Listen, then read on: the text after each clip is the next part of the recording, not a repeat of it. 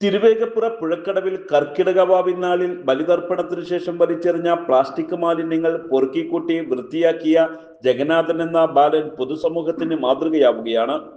മാലിന്യം വലിച്ചെറിഞ്ഞ് പുഴകളെ മലിനമാക്കരുതെന്നും ഭൂമിദേവിയെ നശിപ്പിക്കരുതെന്നുമുള്ള സന്ദേശമാണ് തന്റെ പ്രവർത്തനത്തിലൂടെ ജഗന്നാഥൻ നൽകാൻ ശ്രമിക്കുന്നത്. അച്ഛൻ മുരളീകൃഷ്ണന്റെ നിർദ്ദേശപ്രകാരമാണ് ജഗന്നാഥൻ ഇതിന് തയ്യാറായത്.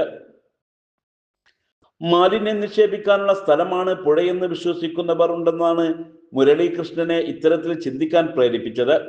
ആമഴിഞ്ഞാന്തോടിലെ മാലിന്യത്തിൽ കുടുങ്ങി ജോയി മരണപ്പെട്ടതും വയനാട്ടിലുണ്ടായ ദുരന്തവുമായപ്പോൾ ഇതിനെതിരെ എന്തെങ്കിലും ചെയ്തേ പറ്റൂ എന്നായി. അങ്ങനെയാണ് തൊട്ടടുത്ത ഭാരതപ്പുഴയിലെ പ്ലാസ്റ്റിക് മാലിന്യം പെറുക്കി മാറ്റാൻ മകനെ ഇറക്കിയത്.